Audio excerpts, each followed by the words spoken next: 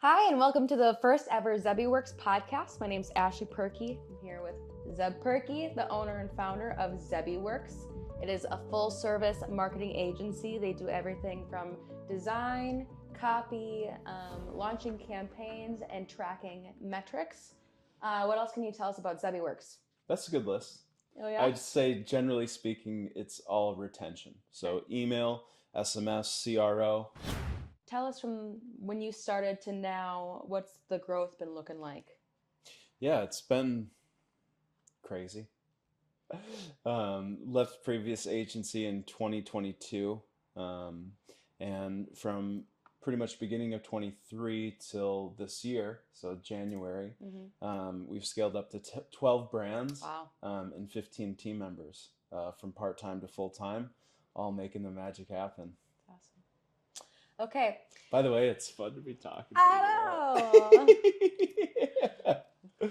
know.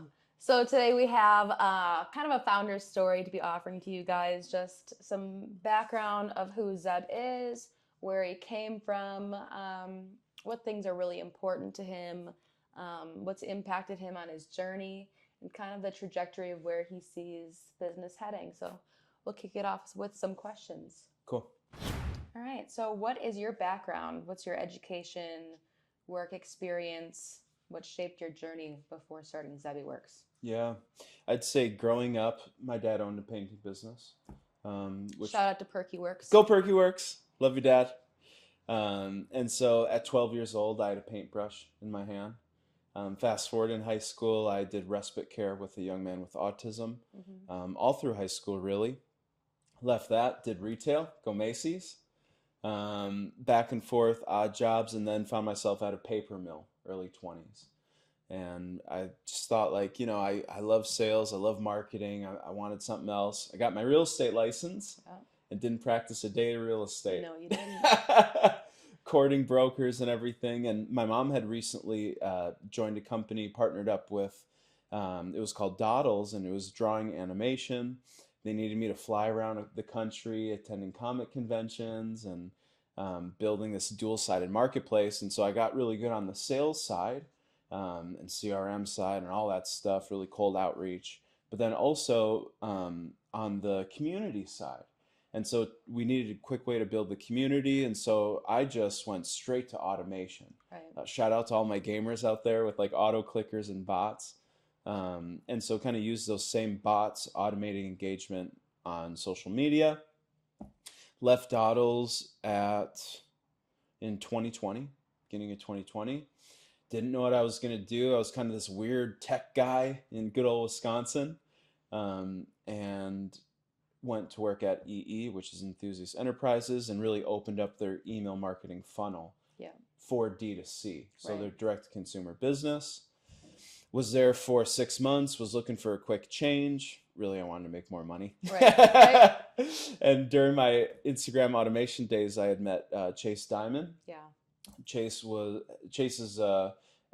his partner. He and his partner David at Boundless Labs had just been acquired by Structured, and then I went and joined Structured. There were about 25 of us, around 25-ish brands for the email side.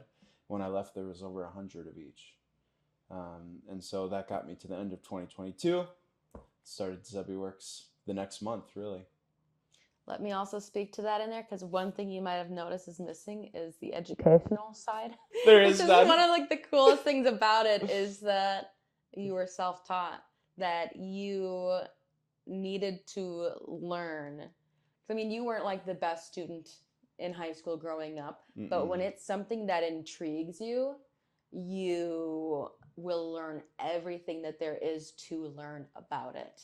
Yeah. And so it's like that with what you've been able to do with scaling businesses, is that you have been an absolute sponge in every position that you've been in to just soak up as much information, and not just from the business that you're within, but also what's going on around you in other businesses, in the world of tech, what other successful people have done, and you've acquired that all for yourself and have this vast amount of knowledge with literally zero schooling.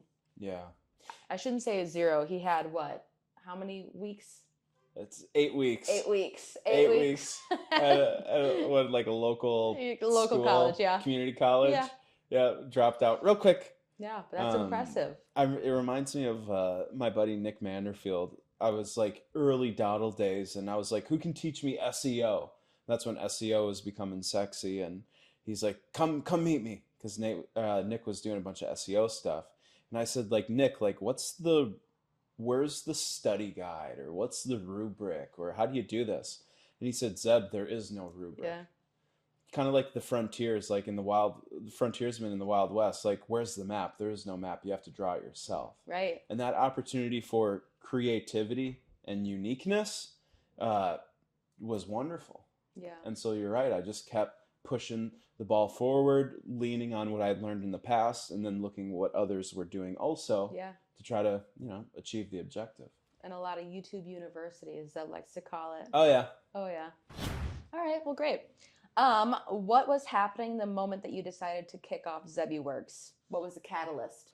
Mental and physical health needed like massive adjustments quickly. Yeah.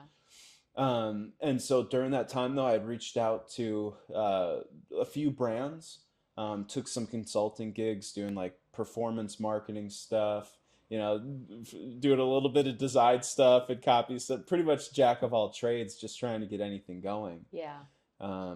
And up until like February 1st, when the mortgage was due, it was me and a copywriter that was doing work here and there. An implementer came on. Then we found a designer and signed our first client like that week. Mm-hmm. And so that one client started off in February, and we've just been scaling ever since. Yeah, I will add that when you were at Structured, when things were getting pretty hard, you were kind of also recognizing the skill set that you had acquired over the years, that you knew a lot of the back end and the front end stuff, that not a lot was really keeping you from doing your own thing, except for the need of team. And so when you had left, you weren't sure if anyone would come with you or if you could find your own people, and you kind of played it safe for a hot minute there. And then, not to toot my own horn, but I was like, you got this. Yeah. You can do it. It's one of those things like, to be true in your heart. It's like, I have this beautiful idea or vision of what it could look like. But the execution, I think it was, Steve Jobs. He was saying one of his team had a disease, and it was an idea disease, where it's like you have this idea of yourself and it's grandiose and you tell yourself these things and other people do, but until you start executing, right, that's when the rubber hits the road. And I see that now in retrospect, because you were right. Yeah. Like, I could do it, and people did believe in me, and I did have the skill set and the drive, but it was taking the freaking leap. And I wasn't able to do it without knowing I was going off a cliff and no other option. Yeah. Because I'm that all or nothing person, and I have to be all or nothing. Right. But to get there is really hard. Yeah, you had to kind of come to the end of yourself before you kind of realized that you had nothing to lose in just going for it. And I feel like the Lord just offered so much grace in immediately providing the things necessary. And that really offered you some confidence in the leap. Yeah. Yeah, it's part of the testimony of last year too, of like his faithfulness. Yeah. Because after last year, it's like a level of understanding of how faithful the Lord is to us in our dire needs. Yeah. But also in the walking with you, and then also in the fulfillment of what he's going to do. Right. But at the beginning of 2023, it was like, I have nothing to lean on. Yeah. There's no one that's going to lift me up. Right. And it wasn't even my own stuff, because I was like half in and half out. It wasn't even me pulling the triggers. It was him bringing it together in this way. Providing all the needs. And he still is every single day. Well, and that's where your confidence goes, like, because if it's just us people, like, it's fallible and it could crash and burn. But when you feel like the Lord is orchestrating it, there's some confidence there because you know what he's capable of. Absolutely. What are some challenges in starting your own business? All of them. I mean, when you first started, it was a lot of like trying to find people to hire. It was, Yeah, well, let's talk about it. So you're starting your own business. You need to bring in money. yeah, So the first thing is finding brands. yeah, In that, though, you're building, okay, what are my services? What is my cost? What are other people doing? Can I actually meet the service that I'm selling? right. And then you start getting into it and it's like, oh shit, okay, I found my client. I'm doing this, but now I need more. Yeah, And that waxing and waning of brands team is nonstop. yeah, It's ever evolving and it just gets more brands coming in, more team coming in to support this freaking beast. Now, one thing that I greatly underestimated was the foundation, which is all this freaking admin stuff. It's the yeah, QuickBooks, it's the taxes, yeah. it's the contracts, it's you know, All it's the technical stuff and it's the domain, it's the LLC. Is it an S corp? Do you want to stay sole proprietor? It's like, and all those things really matter too. yeah. And it's like so much more than I was just doing email marketing. You know It, what I mean? it's like when you move out of your parents' house and you're like, "Oh yeah, I can cook my own food and like clean my own bedroom," but you get into your own home and now you got to buy toilet paper and now you got to mop the floors and it's like all the stuff that mom did. Yeah, That you went kind of not noticing. yeah, When all of a sudden you start your own business, you find what all of the higher ups really were doing that you yeah. weren't really privy to. And you take that on. And it's like you're exactly right because that's like the work side. Yeah. But what about like the doing it with others side? Hmm. Knowing that you have a higher up that's doing what he's doing, but someone that you can also lean on. Right. And because I'm such a people person and had really good people who I worked with and for, I was able to lean on people when I needed them. Yeah. And not to say I didn't lean on people like, past colleagues, parents, friends, you especially, but it was like no one could really meet me where I needed. And that's another testament to what the Lord did. Like he met me where I needed in a work environment so I could keep going. Hmm. And as a founder, it's like you need that. You need that in your corner. And I think a lot of founders are desperate for that. That's why you see the founders' dinners and the meetups and the chit chats. And that's all really good. But when you're on your computer at 10:30 at night feeling overwhelmed and being like, I can't do this anymore, it's a lonely, hard place. Yeah, you've really had to develop a lot of boundaries with work and life, stability. Talk a little bit about that, of what you've implemented to kind of try to balance. Yeah. And it was a hard thing for me specifically.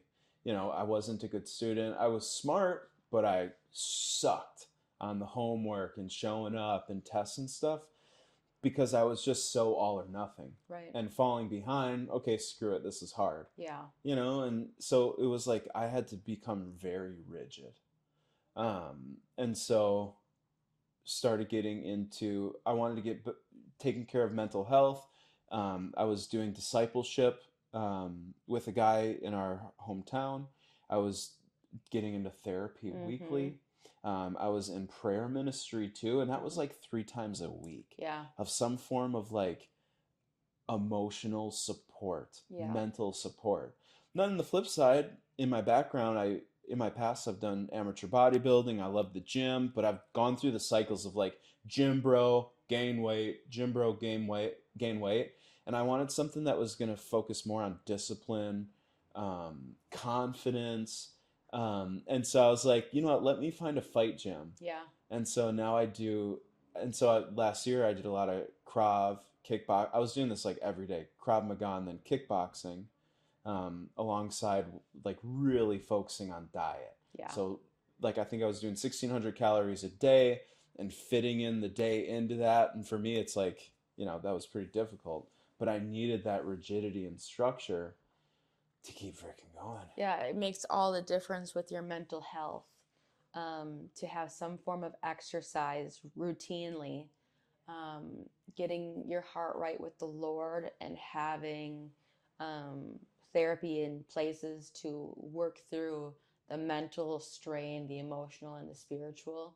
That has kind of become this all-encompassing thing of like, I can't I can't manage it all. I can't be the businessman, the dad, the husband, all of it without holistically taking care of myself. Yeah, because disclaimer, how many kids do we have? Or Yeah. a 6-year-old, a 5-year-old, a 3-year-old, and a 2-year-old, and a Saint Bernard. Yeah. Like, Nana. our home is just wild. It's full. And being a husband is very important too in that. It was like, by the grace of God, we survived last year. Yeah. But like, not only did we survive, but holy smokes. Like, we flourished in some really big ways. Yeah. We pulled ourselves out of things. Things blossomed, like really crushed in other ways too. And it's like, by all accounts, it should have been a disaster. Yeah. Proud of you. What is it about owning your own business that drives your passion? Before I actually started zebbie.works, it was like, I want to be a business owner.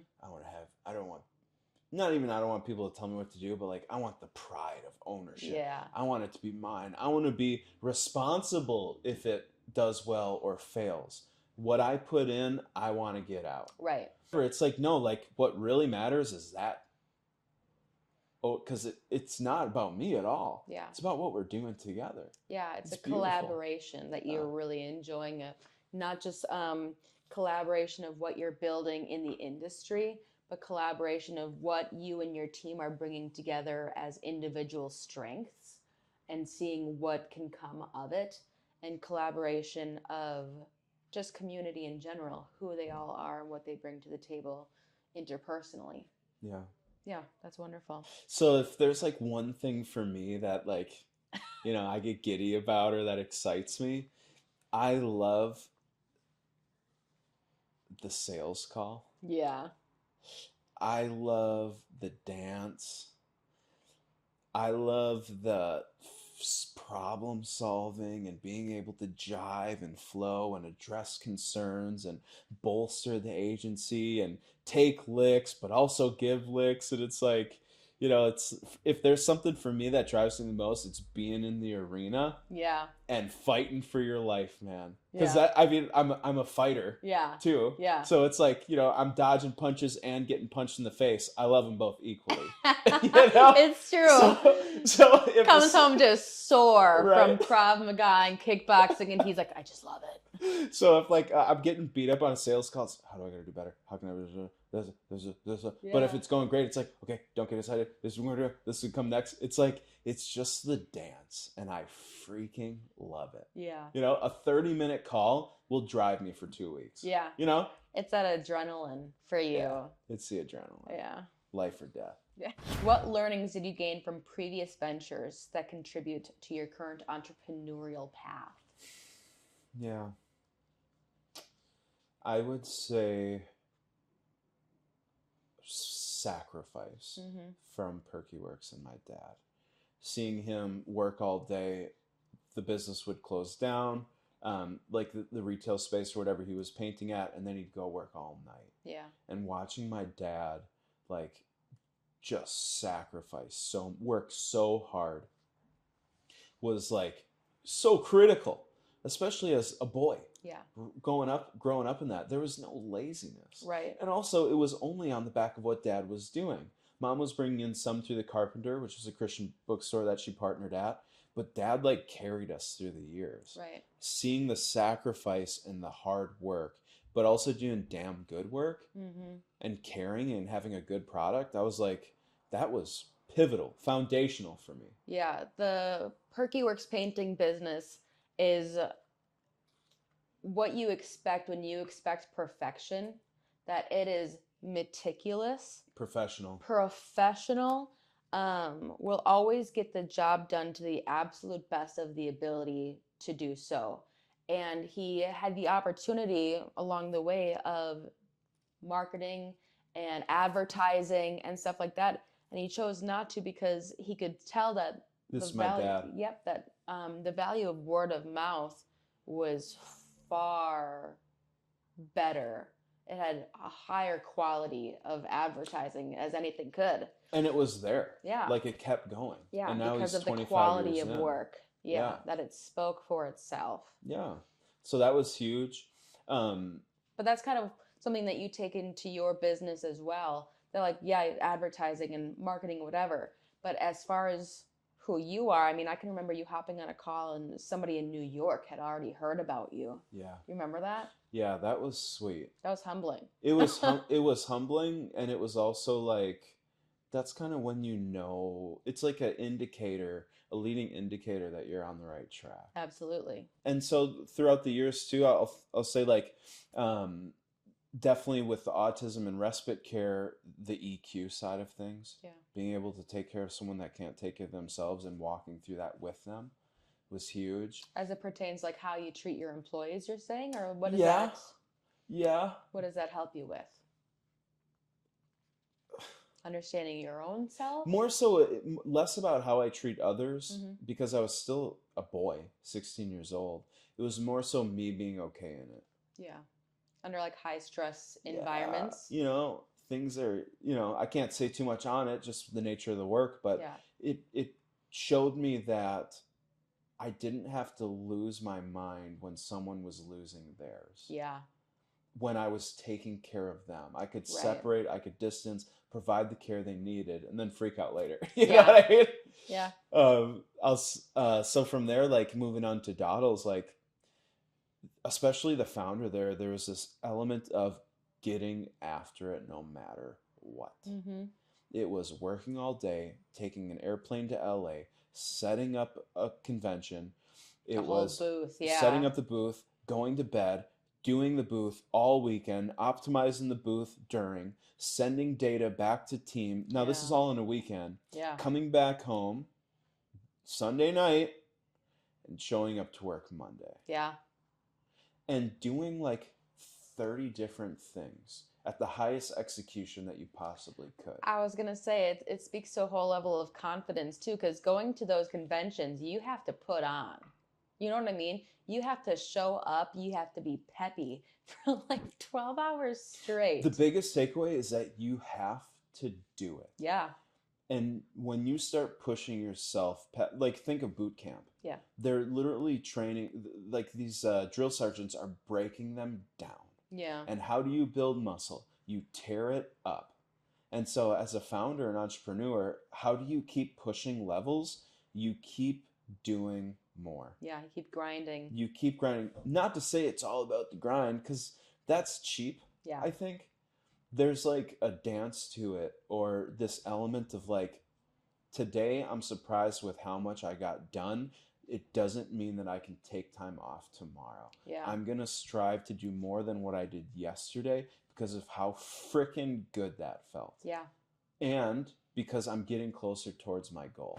What values guide your decision making as a founder? I'll say the Lord, but unequivocally, it's my heart. Mm-hmm. It's like the indicator. It's like the GPS. And there's so many ways that you can go. And even like in that, it's like there's still so many options to go.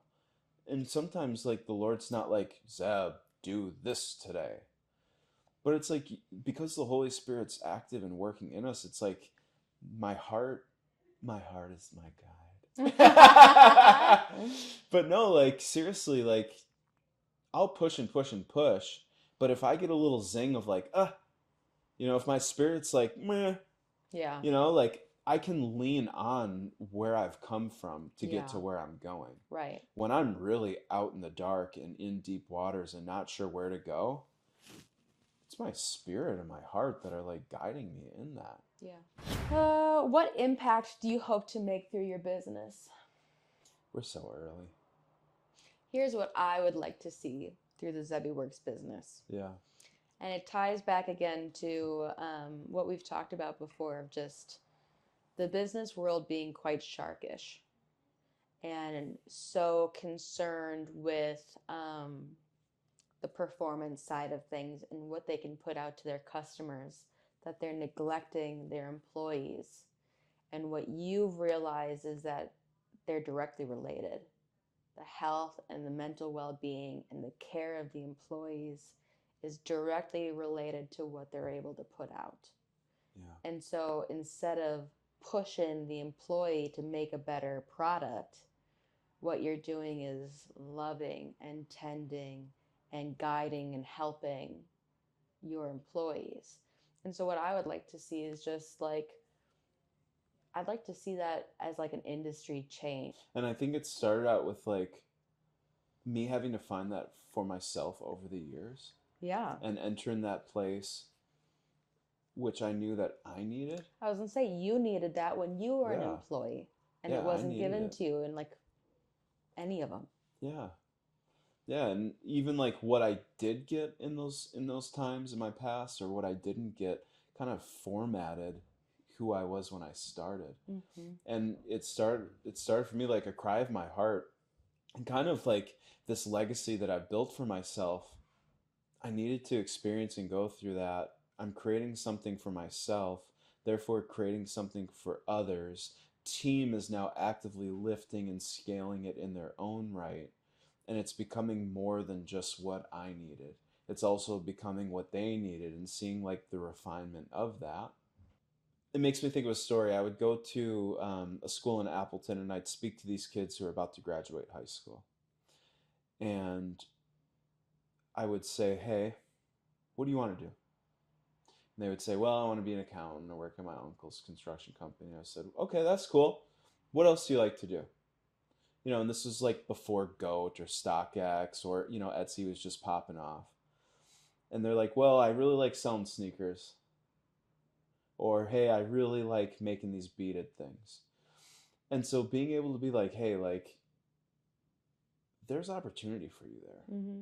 You can double down on like what you're passionate about now, knowing that that will lead to learnings that inspire new passions with new opportunities to double down.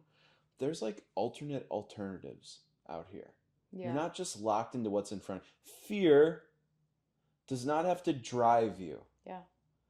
And I think once it stopped driving me on the back of trusting the Lord and knowing that everything is possible through him, what that did in my heart is exactly what I want for team, what I want for brands, what I want for anyone impacted by zebbie.works. Yeah. Is like an that same unlocking opportunity. Yeah, the same opportunity to unlock and walk forward. Yeah.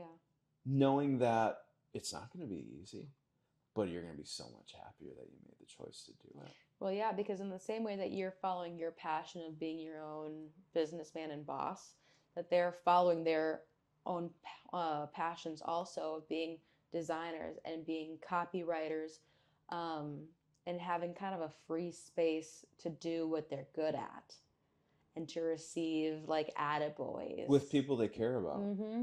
To be working in a happy team. Yeah. Doing what they love and what they feel good and accomplished with. And that's reflected in the product. Yeah. So like I know I'm talking a lot about team, but what about the service itself? A happy team produces a better result. Absolutely. You can pay team to the freaking moon. Money only goes thus far. Absolutely. And I know that from experience. Yeah. The more money I made over like in like 2020 plus, the more disfranchised and hurt and afraid and angry and upset I was. Yeah. Money is not the solver. Yeah. It's the environment that you're in. Yeah. You know what I mean? It's the team that you're with. I mean, money sure does help and it's a good incentive, but that's only building off of a terrible foundation if a solid team and mutual respect and appreciation is on that foundation level. Yeah. Yeah. What is your vision for the future for zebbie.works and personally for yourself? Keep growing. Not growing for growth's sake because it's like, but because we're having fun. Yeah. And there's a lot of opportunity out there. Mm-hmm. And team is hungry. Yeah. And there's opportunity for more. Yeah. And so for us to keep marching forward kind of in this way, achieving the things that we want to achieve corporately for zebbie.works, but also personally for ourselves, and doing a damn good job with the people that we're working for, Yeah. why would we stop? Because what did you say for one of your clients? They did the best day that they've ever had in their history? For their Q4. Yeah. And it was like, that is awesome. Yeah. That's a great freaking, okay, cool, and team, and it's fun, and this. But when you get the team side in, not to say there isn't struggles, Right. because we're all struggling in one way or another. Sure. But corporately, like, we're doing it not for our own sake, but to move forward. Right. We're not suffering because we're making mistakes. We're suffering because we're moving forward stronger. But to be able to have all that team stuff we've been talking about, but frickin' crush it on the performance side, set new bars for design, speak new ways for copy, implement with technology that they didn't know existed, brands I'm saying, like drive conversions that weren't expected, send out campaigns that identify new audiences. It's like, that's what we're doing all day. Yeah. And so to be able to be good at that and hit those pinnacles with like just those like D2C darlings, so much freaking fun. Yeah. And you can see like that's another thing that gets me going. Yeah. Because it's like sometimes it's scary. Yeah. Sometimes you don't know. Yeah. And then when you crush, it's like, yeah, we're doing it. And it's fun and it feels good and we can keep doing it together. And so why would we stop? Why would we stop? It's boosting your confidence. Yeah. And it's a confidence booster in the same way that your dad had just preached a sermon about like putting on new clothes and how that will elevate your sense of self. That it's kind of like this confidence that you get to put on each time that things hit a new high, a new record, a new sale, a new strategy, and that each time it bolsters you up and bolsters you up. That's what confidence will do to you. It like will kind of assure you of what's being laid groundwork level of like, yeah, this thing is taken off. Yeah, this thing has some legs. Yeah, look at us go. Yeah. And then the fun comes, of like, watch us go. Let's see what we're doing. In there. Yeah. The relationships with team that you're building as far as like a personal level. It's literally like, I imagine like soccer team players of just like high-fiving along on the field. Yeah, inside, everyone's hugging, jumping on each other's backs, Yeah. And that's a fun picture. Yeah. Yeah. All right, what's one of our last questions? What legacy do you hope to leave through your entrepreneurial endeavors? What a mouthful. I know, right? What a legacy. What legacy do I want to leave? Mm-hmm. One my children can be proud of, but also take something from. That they can learn from. That was what my thought just went to also. That they can learn from.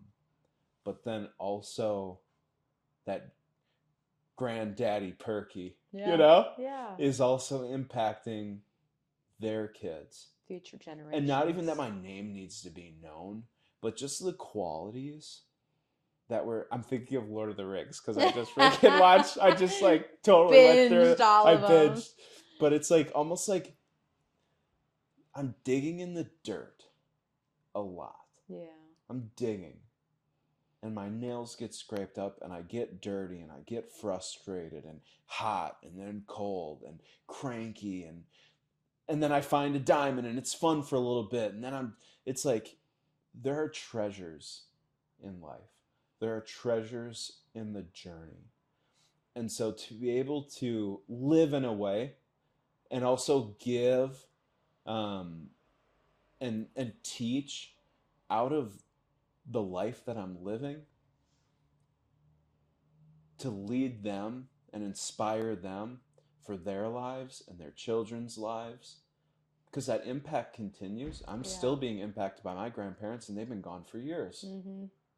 Yeah, that's like the biggest thing that I could do is like through the suffering of all this, because it ain't pretty a lot of the times, yeah, that suffering was so glamorous. No, it ain't pretty. And so to be able to share it in my sufferings, mm-hmm. and learn in that, the legacy of zebbie.works. That's all I could ask for. So that is it for today. Thanks for joining us in our founder's story and being part of the journey with zebbie.works. We'll see you again next time. Peace.